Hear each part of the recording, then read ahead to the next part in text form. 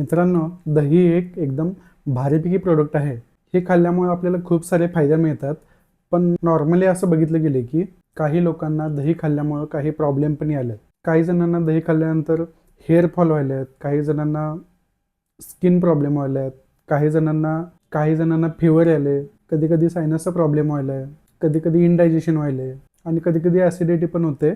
आणि याच्या व्यतिरिक्त पण काही असे आजार आहेत की ते दहीमुळे व्हायले. नेमका प्रश्न हा आहे की दही हे एक हेल्दी फूड आहे, तरी पण याच्यापासून का निर्माण व्हायल्यात दही खाल्ल्यामुळं? मित्रांनो, एक लक्षात घ्या, दही खाल्ल्यामुळे प्रॉब्लेम होई नाही. प्रॉब्लेम ह्यामुळे व्हायले की दही खाताना आपण ज्या काही चुका करतो त्यामुळे हे सगळे आजार आपल्याला व्हायलेत दहीमुळे. आपल्याला हे माहित नसते की दही कधी खायचं असते आणि कुठल्या टाइमला खायचं नसतं. जर तुम्हाला माहिती करून घ्यायचं आहे की दही खाताना आपल्याला कुठली कुठली काळजी घ्यायचं आहे, कुठल्या चुका आपण आता सध्या दही खाताना करालोय की त्यामुळे आता जे काही प्रॉब्लेम आपल्याला व्हायला दहीमुळे, जर हे सगळं व्हायला नको तर ही व्हिडिओ शेवटपर्यंत नक्की बघा.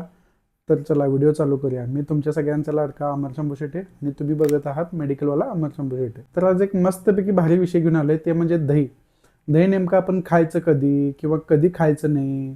तर दही सगळ्यांचा आवडता पदार्थ आहे, हे तुम्हाला माहितच आहे, मला पण माहिती आहे, सगळ्यांनाच माहिती आहे.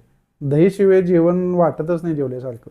तर आज बघूया आपण दहीचे फायदे तर खूप आहेत, पण ते चुकीच्या पद्धतीने जर घेतलं तर त्याचे आपल्याला काय साईड इफेक्ट होतात ते आज आपण व्हिडिओच्या माध्यमातून बघूया. तर व्हिडिओ शेवटपर्यंत नक्की बघा, स्किप करू नका व्हिडिओ, नाहीतर तुम्हाला समजणार नाही.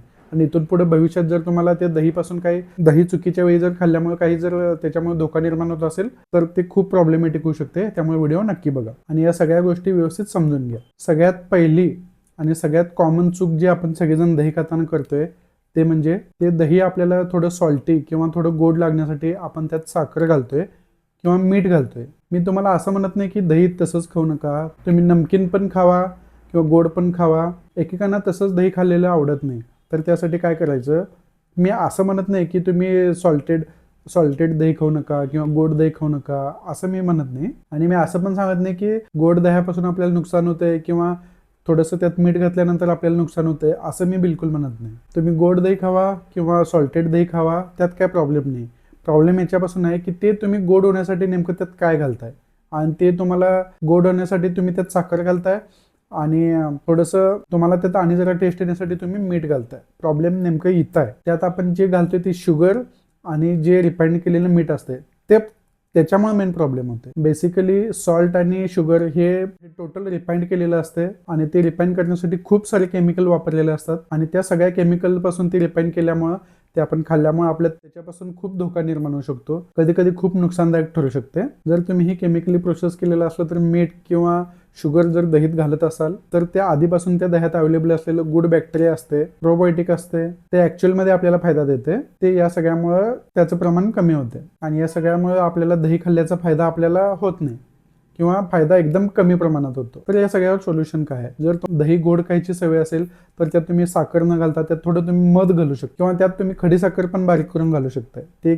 खडीसाखर पण शुगर सारखंच असते, पण खडीसाखर जास्त प्रोसेस केलेलं नसतं ॲज कम्पेअर टू शुगर. काही लोक असं म्हणतात की त्यात गुळ घातलं तर चालते. काय गुळ घातलं तर त्यात गुळ घालून खाल्लं तर चालते, पण ते गुळ असं नको की खूप केमिकल त्यात असते. किंवा ऑर्गॅनिक गुळ मिळालं तर ऑर्गॅनिक गुळ आपण त्यात घालू शकतो, कारण आजकाल गुळ व्यवस्थित दिसण्यासाठी किंवा गुळ पांढरं दिसण्यासाठी त्याला खूप सारे केमिकल त्यात ऍड केलेले असतात. तर अशा पद्धतीने तुम्हाला जर गुळ मिळत असेल तर तसलं गुळ घेऊ नका, ऑर्गॅनिक गुळ तुम्ही घेऊन ते दह्यात तुम्ही घालून घेऊ शकता. जर तुम्हाला दहीत मीठ घालून आवडत असेल तर मीठ न घालता तुम्ही त्यात तुम्ही सेंधा मीठ पण घालू शकता. दुसरं कॉमन मिस्टेक आपल्याकडून होते ते म्हणजे दही आपण रात्री खातोय. मित्रांनो, आपण काही जण दही हे रात्री खातोय, पण रात्री दही खाल्ल्यामुळे आपल्याला जे काही त्याचं दिवसा जे फायदा मिळते त्याच्यापेक्षा कित्येक त्याचा दुष्परिणाम आपल्याला दही रात्री खाल्ल्यामुळे होते. कारण आयुर्वेदामध्ये असं सांगितलंय की ज्यावेळी सनसेट होते, ज्यावेळी सूर्यास्त होते, त्यावेळी आपलं बॉडीमधलं टेम्परेचर हे कमी व्हायला चालू होते सूर्यास्तानंतर, आणि त्यानंतर आपल्या बॉडीमध्ये जे काही कफ दोष आहे ते वाढू लागते.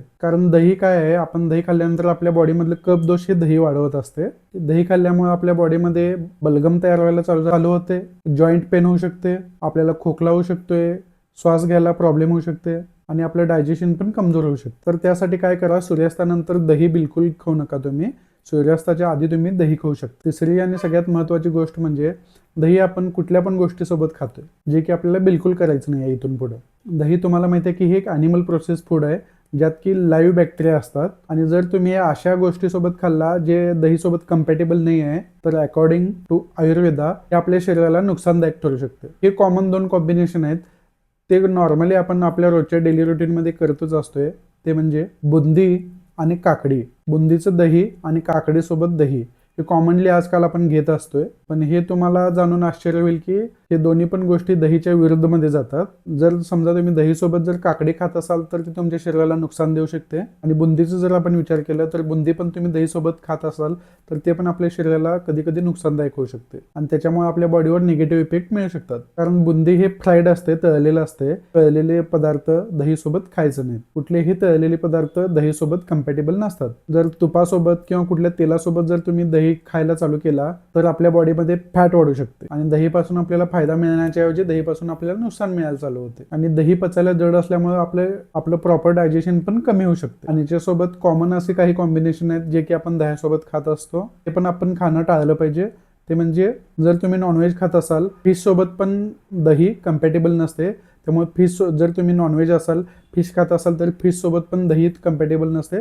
त्यामुळे त्याच्यासोबत पण तुम्ही दही खाऊ नका. आपल्याला केळ्यांसोबत पण कधी दही खायचं नाही आहे आणि आपल्याला आंबट जे काही फळं आहेत त्यांच्यासोबत पण आपल्याला दही खायचं नाही आहे. आणि जर तुम्ही नॉनव्हेज खात असाल तर तुम्हाला अंडीसोबत, एगसोबत पण कधी दही खायचं नाही आहे. आणि वांगी एक अशी भाजी आहे की त्याच्यासोबत पण तुम्ही दही खाऊ नका, कारण या सगळ्यासोबत दही कम्पॅटेबल नसते. हे सगळे पदार्थ दहीच्या विरोधात काम करत असतात. हे सगळे कॉमन असे मिस्टेक आहेत.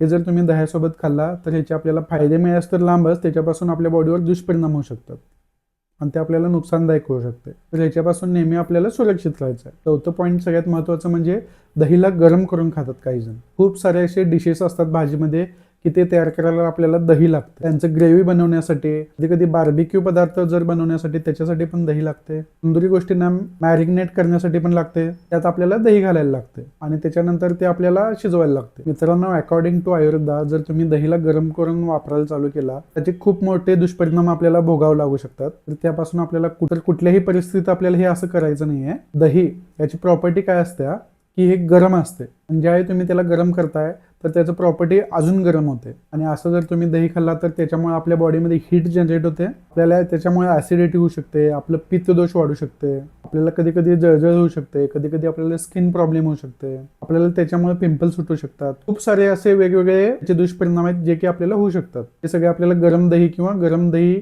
आपण कुठल्या पण डिशमध्ये वापरल्यानंतर त्याच्यामुळे आपल्याला हे दुष्परिणाम होऊ शकतात. अशा सगळ्या खाण्यांच्या ज्याच्यात दही गरम करून घातलेलं असते अशा सगळ्या जेवणापासून असं जर तुम्ही खात असाल तर त्याच्यापासून तुम्ही काळजी घ्या. आता तुम्ही असं म्हणणार की आम्हाला असं काही भाजी बनवायचं आहे की त्यात दही लागते, तर आम्ही काय करायचं? तर तुम्ही विचारणार तर आम्ही मग कसं तयार करूया? तर दही तुम्ही भाजीत किंवा कुठल्या पण डिशमध्ये अशासाठी वापरताय की टेक्स्चरसाठी वापरताय किंवा त्याच्यात जरासं आंबटपणा येण्यासाठी दही वापरताय. जर तुम्ही तुमच्या ग्रेव्हीच्या टेक्स्चर बनवण्यासाठी जर दही वापरत असाल तर त्याच्याऐवजी तुम्ही टेक्स्चरसाठी क्रीम घालू शकताय. तर व्हाईट बटर त्यात आपण ऍड करू शकतोय दहीच्या ऐवजी. आणि जर तुम्ही थोडं प्रमाणात त्याचा आंबट होण्यासाठी जर तुम्ही त्यात दही वापरत असणार तर त्याच्याऐवजी तुम्ही टोमॅटो वापरू शकता. या गोष्टीपासून आपल्याला नुकसान होणार नाही. या सगळ्यांचं टेस्ट ऑलमोस्ट आपल्याला दह्यासारखंच मिळते. हे सगळं झालं. आता आपण बघूया दही खाण्याचं सगळ्यात बेस्ट टाइम कुठला असतं. तर सगळ्यात महत्त्वाचं म्हणजे सूर्यास्तानंतर तर आपल्याला दही खायचंच नाही आहे बिलकुल. त्याच्याऐवजी तुम्ही दिवसा कधी पण दही खाऊ शकताय. बेस्ट टाइम म्हणजे सकाळी तुमच्या नाश्त्यात तुम्ही दही खाऊ शकताय.